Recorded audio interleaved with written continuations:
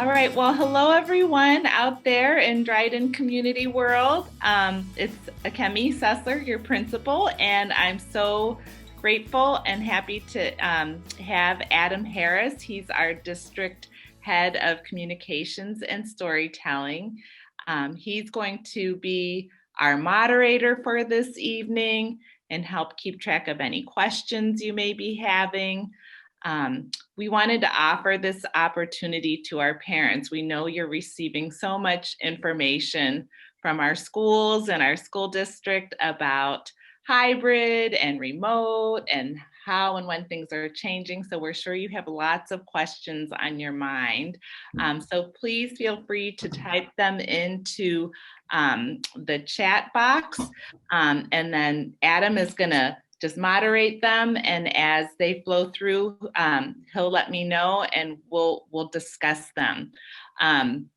This meeting is being recorded so we can share it with our families so that they can see as well. And then we're also going to just copy all the questions that are asked, and we'll put them into a document, and I'll type out responses as well so our families can access that too. I did receive a few questions on the Google form I had sent out when we were talking about having this Q&A time. So I thought I might start with those questions, but Adam, if other things come up, please just let me know as well. So I'll just start here with our first question. How will students be learning during the remote learning days? So and then there were some questions like, will they be watching the teacher from their laptops, or will they just be doing worksheets on their own? So if they're going to be on remote, so whether they're in full remote or hybrid one day and remote the next, the days should flow pretty evenly. So the remote learning day shouldn't be too different than what it has currently been. They will have Zoom time with their teachers, especially at the beginning of each lesson when new material is being introduced. And then they might go into some independent work time while the teacher is working with small groups. She might work with, or he might work with a group in the classroom for a little bit, and then kind of flip back into the Zoom and work with a small group who's on Zoom to see if anybody has any questions or needs any help with that. So, so those are some of the things about what remote learning might look like moving forward.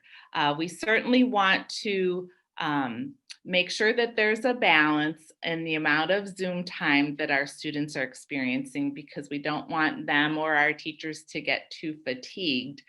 So there might be a little bit more off Zoom time, but still the ability for students to reach out to their teachers if they have any questions.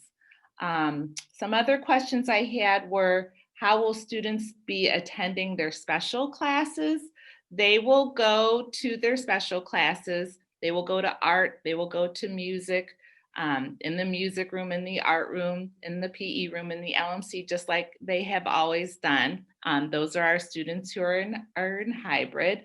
The teacher will be walking with them and making sure that they're socially distancing. And then the students who are in remote will still meet with their the same PE teacher or music teacher, art teacher at that same time. So as well. How will students be eating lunch in their classrooms is another question. So that question talks a lot. So they'll be at their desks. They'll have paper placemats. There's a little plastic trifold shield that's around them so that they can take their mask off while they eat. We'll have the food trash cans in the hallway, so when they dispose their food, they'll have that as well. They'll be able to relax and talk with their friends while they eat.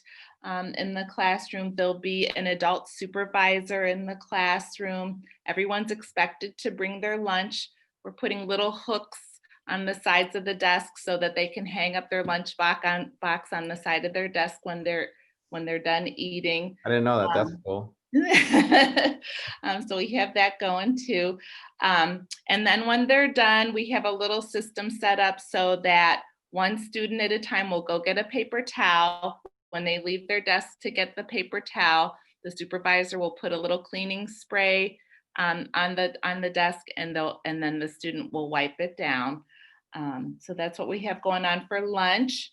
Um, the dividers. Will they have dividers up during the regular day was another question I had. So it's actually not best practice to have those dividers up all day long because it's going to keep the air from flowing and circulating and being ventilated the way that it needs to in order to keep that fresh air coming in. So those dividers should only be up when the students have their masks off and when they're eating. And it can be Another, yes. that's really interesting. Like I learned that this past week too Oh, from our good. facilities department. Yeah, like the Yes. dividers are there to prevent like spraying during like eating lunch and protect when there's no masks. But like Yes. when they're not there, it's actually helpful because then the air is able to circulate. Yes, yes. So like if somebody sneezed or coughed while they're eating, it would contain the spray. Thank you for clarifying that. And then will they have, I'm sorry, how will dismissal look like? So similarly, it might just take a couple extra minutes, but we're not anticipating that it'll take too much more time. The classroom teachers are going to have and we adjusted some of our procedures a little bit, so I will update it in the hybrid handbook and share those updates in our upcoming school newsletter as well with all our parents so that they're familiar with this. But at dismissal time, once they're all packed up, the teacher will have the students line up 6 feet apart with the walkers and people who are getting picked up by parents at school towards the front, and then the bus riders towards the back. We have designated like walking paths in our hallways so that the teachers are taking their classes out the nearest exits. We included little maps of those in our family guide to hybrid at Dryden, and we'll share that out again early next week before the students come so that everybody all of our families have easy access to that. But the teachers will walk the students outside and make sure they exit safely, and then they will walk the bus riders to their buses as well and make sure they safely board the school buses. So that's what dismissal will look like. We've encouraged parents who are picking up their children to make sure you have a designated spot where you're coming to pick up your child so that you can meet each other. And that might be close to the exit from where they're coming out. And that we're also really asking our families too, that when you're on school grounds, to follow the same practices that we're asking of our students. So please have masks on, and please social distance from others who are not in your immediate family. I think that'll just be great role modeling for our students and just really help them know like the consistent expectations that we're all working together to support. And let's see, will parents still have the option after November 20th to stay in remote learning? I believe so. Right now, one of the reasons why we have that option is because it's a requirement based on the Illinois State Board of Education. I have not heard anything about that requirement changing. So I believe that will continue to be an option for parents who want to remain in remote learning. Some other questions I received had to do with homework expectations and just wonderings, I think, about learning loss that may have occurred since the students have not been in our school building a lot since March, and just different ways we could possibly like think outside the box to address some of those needs. One of the things that I just really wanted to talk a little bit about in terms of homework is that we really do want our students to have that balance of learning time during the school day and make sure that they're fresh and able to learn and take in new information from their teachers. So we don't want them to have too much homework outside of the school day, so that they can have some unstructured time and even time away from their screens, especially. That being said, just building in those routines of reading in the evenings as part of your winding down time with students, and just practicing some of those basic facts and spelling words. Even those are great practice things, even when homework is not assigned. In terms of learning loss, a couple things. I do believe our teachers in our district are working very hard to get some good benchmark assessments in these first couple months of school, and we'll be able to do a little bit more in the coming weeks to gauge where our students are with some of their basic math and literacy skills. And from some of the things that were coming in, some of the things we're very happily surprised with, that students are maintaining and making growth. And I think that's in large part to the wonderful partnership that we have with so many of our families and the ways that you're supporting your children at home as well. And of course, as expected, we do have some dips too. And we're prepared for that. We always have a range of students in our class, and as the more we get to know them and know what their needs are, the more we're going to be able to tailor their experiences for them in the classroom. So that's something that's going to be real. The other thing is, I choose to be to remain very optimistic. We know this is not going to be our situation forever, and that children especially, their brains are so malleable, and they can be so resilient. And so in terms of learning gaps, I feel very confident that as long as we can keep our students engaged in learning and enjoying learning and having positive experiences and feelings about school, that when the time is right and it's safe for us to do so, we're really going to be able to help them catch up. And I'm also seeing our students and our teachers just learning to adapt to challenges and become resourceful and self-directed in their problem solving and in their communicating with each other. So I know there's so many challenges and hardships, but I also see other positive things that are happening as well. So I'm choosing to remain optimistic and try to see those positives as much as possible. Couple other questions is that I received include, I've selected remote for my child. Would he still have to go in? No, when you choose full remote, their learning experiences and routines will be very similar to what they have been experiencing while in full remote learning. His schedule will be very similar as well. Some things that you might see though, and we were talking about it with some teachers today, for example, are like when if there's specials in their schedule at the end of the day, so maybe it's like they go to specials from 2:30 to 3:30.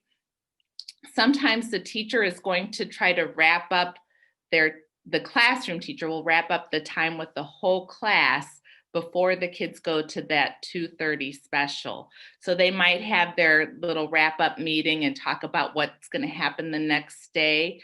And then the kids will go to specials from like 2:30 to 3:30. And rather than the classroom teacher coming back on the Zoom for 2 minutes and saying, okay, we're at the end of the day. Now I got to get everybody's kids with their coats on before we walk out the building. That just doesn't seem practical. And we also want to make sure that our families who are remote learning at home have the flexibility and autonomy for those asynchronous learning times too. So you might see little adjustments like that. Another question we got was, how are the remote and in-person students going to be taught together, or are remote and in-person students going to be taught by different teachers? So they will continue to be taught together. I believe and I personally feel value in the relationships that all of our students have been able to establish with their current classroom teachers and even with one another. And so I think to be able to support that will be very positive for our students in that respect.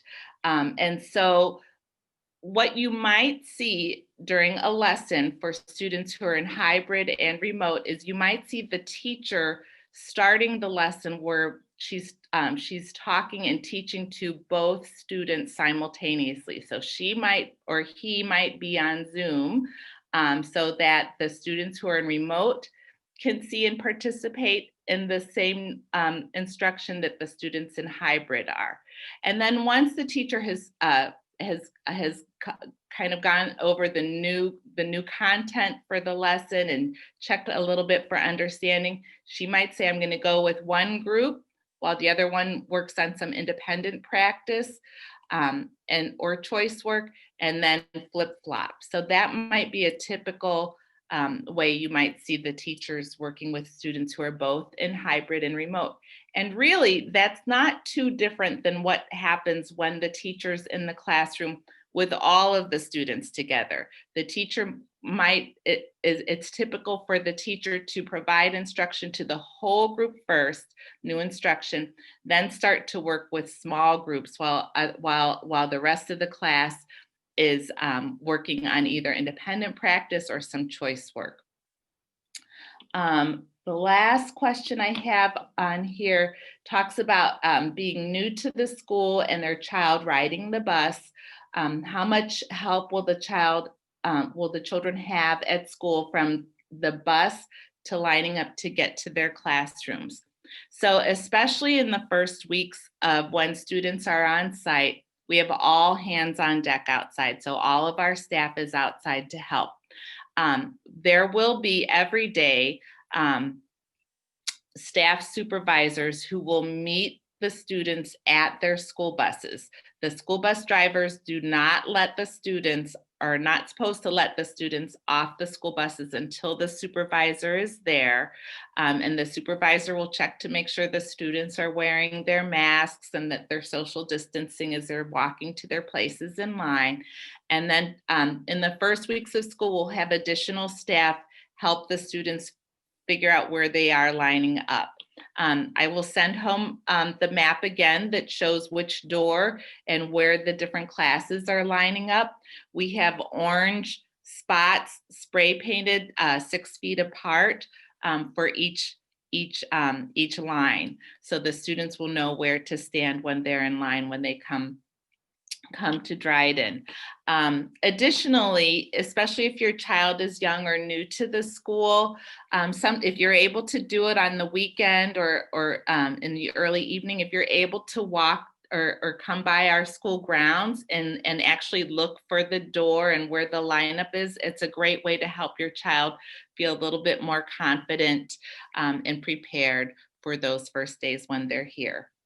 So Adam, those are all the questions I received in advance. Are there others that would be that are out there that I can try to answer? Yes. Okay. All right, let's go to this question. During class time, how much will the students be on their iPads or their devices, like when they're in person? Yes. So there is no requirement or limit for how much time the students are going to be required to be on their iPads or devices. So that will vary from day to day and lesson to lesson. We know that, however, that when students are in the classroom, this is a wonderful opportunity for our teachers to work directly with the students and for students to work directly with each other. So we will certainly be taking advantage of that time as well. So I would imagine that there would be, substantially less time than what might be they might have been experiencing while we have all been in full remote together. I think additionally, just so that everyone is understanding in our first couple weeks as well, we are going to be needing to take extra time with our students to really help them feel secure and proficient in the routines for being safe and how things will work in the classroom and all the different places in our school. So we're going to really need to practice those things and really take our time going through those as well. Okay. Cool. That's good. All Right.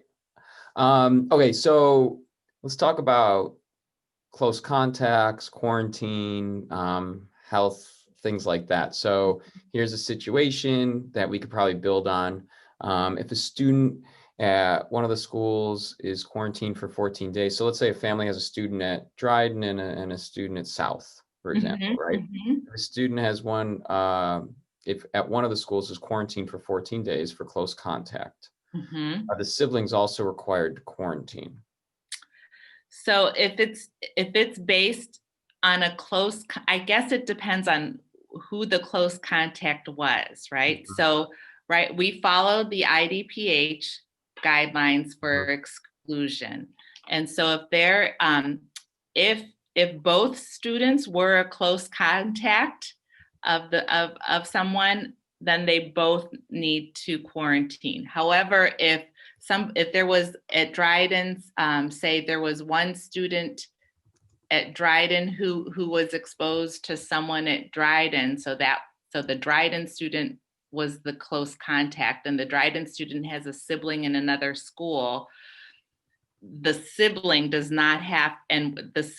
not exposed to the close contact, the person who provided the exposure. That sibling would not have to be excluded. I hope I'm Gotcha. explaining that clearly. Sorry. No, that makes sense. No, that makes sense. And so, how will that work in the classroom itself? Or people will be notified by you, right? If they need to quarantine, if there is a close contact, what will communication, I guess, kind of look like?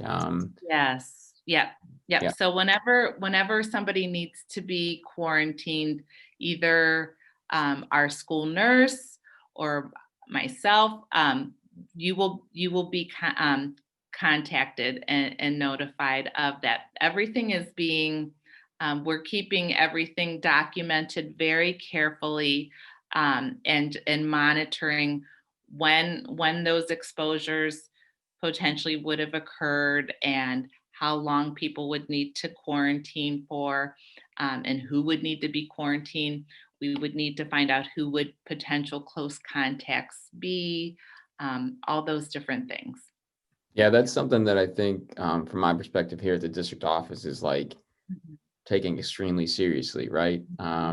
If we do want to move down the road to step forward, like if we ever do want to make that progress, the seriousness of the structure around close contacts and quarantines and monitoring cases is like vitally important. Yes, and and I think part of that, us being successful with that, is really going to require our community and our parents to be very honest and open with us about symptoms and about possible exposures. Just the few friends that I have that are also school administrators in other districts, whenever breakdowns have occurred, it has often been because maybe a family was not wanting to be forthcoming about an exposure or symptoms. Mhm. So we really, really are relying on everyone, our students and our staffs and our families, to be very open and honest with us about that. It's like, Yeah. it's community. It's like, Yeah. it's like literally like all of us in it together. Yeah. It's amazing. For sure. Okay, drinking water. Kids are allowed to have a bottle with them during class. And Yeah. what about bathroom breaks, stuff like that? Yes, yes. So we are encouraging students to bring a reusable water bottle with them to school. The water fountains will be shut off, but we do have water bottle fillers, the dispensers Right. in our building, and we also have sinks in every classroom, and that water is fine to drink as well. So we have those. We have paper cups in every single classroom in case a child forgets their water bottle for the day. So we have that as well. And what was the other question besides Bathroom breaks. bathroom breaks? Yes. So we will bathroom breaks are something that we've talked about as well. So typically when we have all 500 students at Dryden, very rarely are the bathrooms a time where there's crowding Like it's packed. the Yeah. day. Yeah. Right. So we'll be having less than half of our students in the building at a time. So we have we're trying to encourage the students, like if it's during the school day and they need to use the bathroom, to just stand outside the bathroom and just say, "Is anyone in there?" And if they hear more than two voices, just wait out in the hallway. And in the hallway, we have floor stickers spots so that they can stand in line 6 feet apart while they're waiting for their turn to go in. Our teachers are only going to let one student out of the classroom at a time to use the bathroom as well. And then we talked about part of our lunch procedure. Since the kids are eating lunch in the classroom, each classroom will have a 10-minute window during their lunchtime where they can kind of take the whole group to a bathroom and have an opportunity to use that. So we have some scheduled time, but we also are very flexible for when they need to use it. This question hasn't been proposed yet, but that kind of leads me into some other questions that have been asked. Sure. Like what about like a mask break Yes. or yeah, so Yes, we can take as many mask breaks that are needed. So again, we have scheduled breaks throughout the day. Teachers can schedule in as much time as they want. We have like a little master schedule that shows us who's all planning to be outside at the same time. So and where they might want to hang out while they're doing that. But we also have lots of opportunities and spaces and plans for kids to go, like if the teacher just wants to take the kids out for a quick walk or a quick break as well. So as much as needed, as frequently as needed, that's our plan. what if, and I think you might have mentioned this, but if, just to reiterate, if a child has one of the symptoms listed, again, you can check that self-screener at www.sd25.org/self-screener. Yes. So if a child has one of those symptoms listed, can't come to school, needs to stay home, they'll be allowed to attend remotely. Absolutely. That will not count against their attendance. And our attendance form actually will ask, like, will your child be able to participate remotely today? And that way we can give the teacher a heads up to let them know that the child has symptoms, but they're still going to be online, and the teacher will know to look for your child. Okay, and then what about there's a couple questions that kind of talk about what kids need to bring to class every Mhm. single day. They need to bring their devices back and forth, right? And what else? Will their teacher let them know what to bring? Do they need to haul their books back and forth? Like, what's that going to look like? Yes, yes. So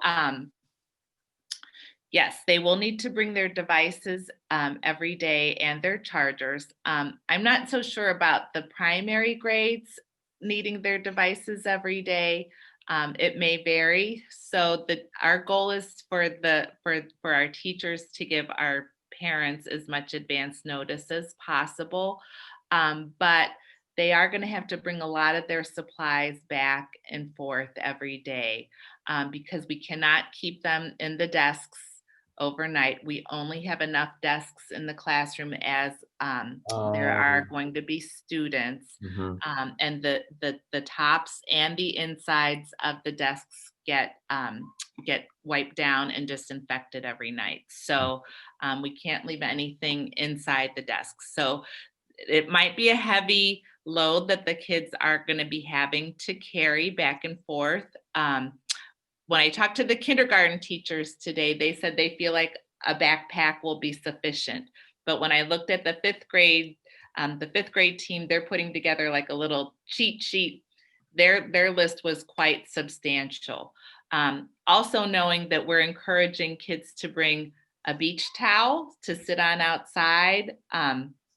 We'd like to take them out for their snack times as much as possible. mm, There might be different learning activities that we can bring them outside to do and not have to stay in the classroom with our masks on. So that, in addition to their supplies and their devices and their chargers and all these other things, could add up. So we are asking parents maybe to buy a durable canvas bag and have that ready in case the backpack isn't going to be able to hold everything. Charging the devices the night before is also going to be very, very important. So if you can please um, make sure to uh, build in some type of routine with your child to charge their device the night before, and that it's ready to go and fully charged in the morning. That would be super helpful. di- Okay. yeah, disinfecting the art room and music room. How often will that happen? Will that happen like after each class, after a new class comes in and out? Like, what's that going to look like? So the music room, there's no there. It's just a wide open floor because music usually has typically required lots of movement and sometimes Mhm. very large instruments in and out. So the music room, we don't have any furniture and there's no need for disinfecting. They have these Velcro dots spaced 6 feet Mhm. apart all over the floor, so students will know where to stand and sit when they're in the classroom. Anytime a student goes to a specials class or a special service, there's hand sanitizer in every room. So they're expected to sanitize or wash their hands upon entering any new classroom or when leaving. Whenever they're in the art classroom or in the LMC, they will have assigned seats, which will help with contact tracing should we need that. But when at the end of the class, we'll, certainly going to be needing to wrap up a couple minutes earlier. So we're going to take a little bit more time with our transitions, but very similar to in the classroom after lunch, the teacher might spray some disinfectant or cleaner on the top of the desk or the table while the student gets a paper towel and wipes it down. So anytime that a new class comes in, they'll be able to, it should be pretty well disinfected. Then at night, our evening custodians, they wipe everything down as well.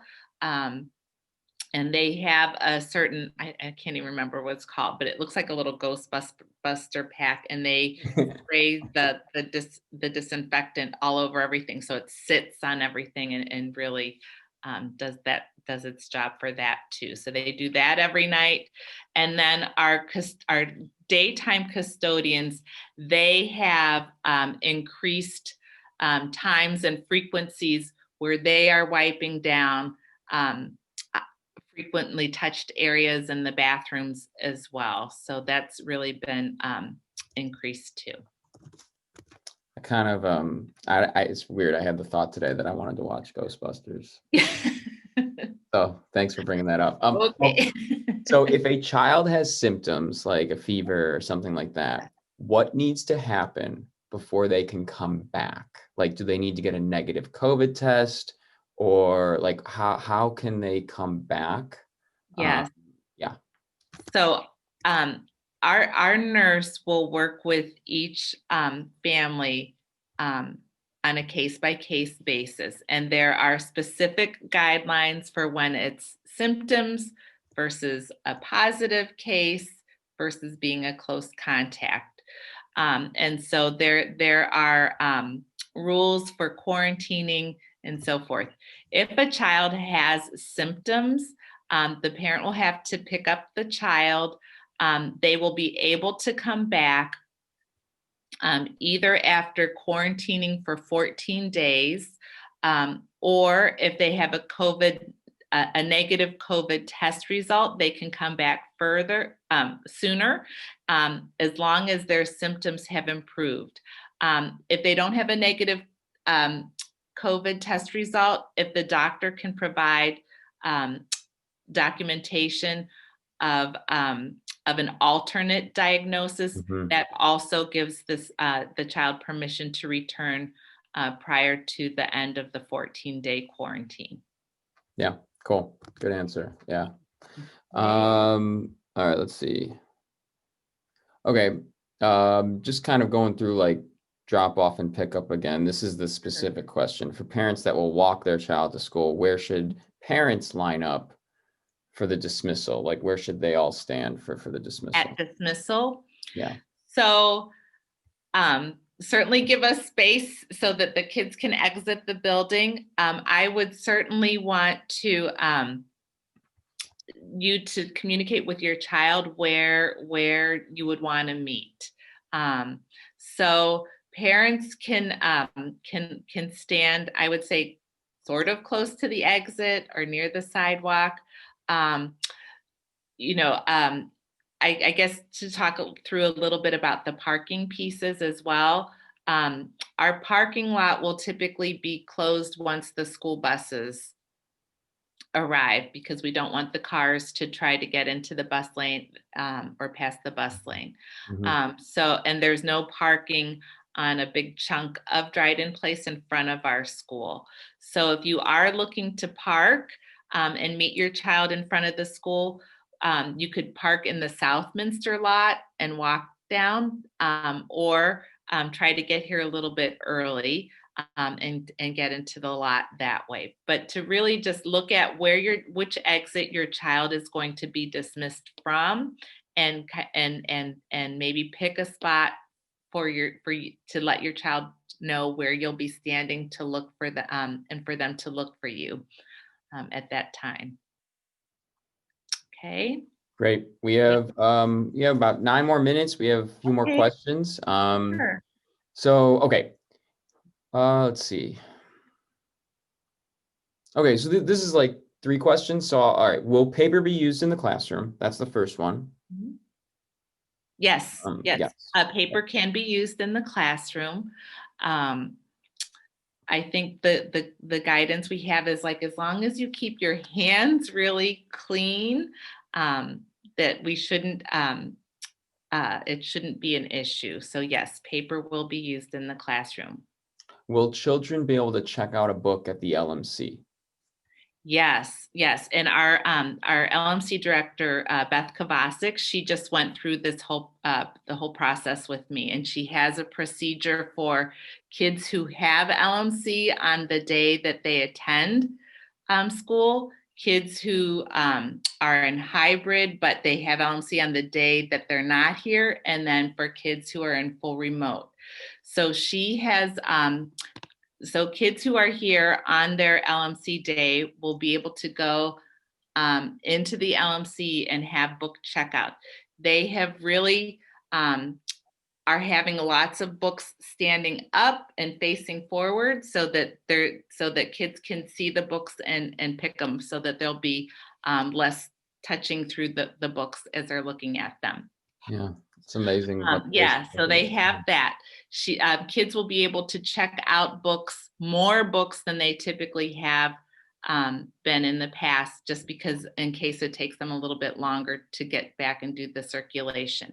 For kids who are in hybrid or remote, for LMC times, she has, Mrs. Kovacic has made some very kid-friendly Google forms where they can some in their visual pictures for the kids in the primary grades, and opportunities for kids to type in what some of their interests are in the older grades. So she will help try to learn about what kids' favorite genres, topics, authors are, favorite books are, and she will make a collection of books in a basket to bring to the classrooms, and the kids can pick books and take home the book collections that she chooses for them.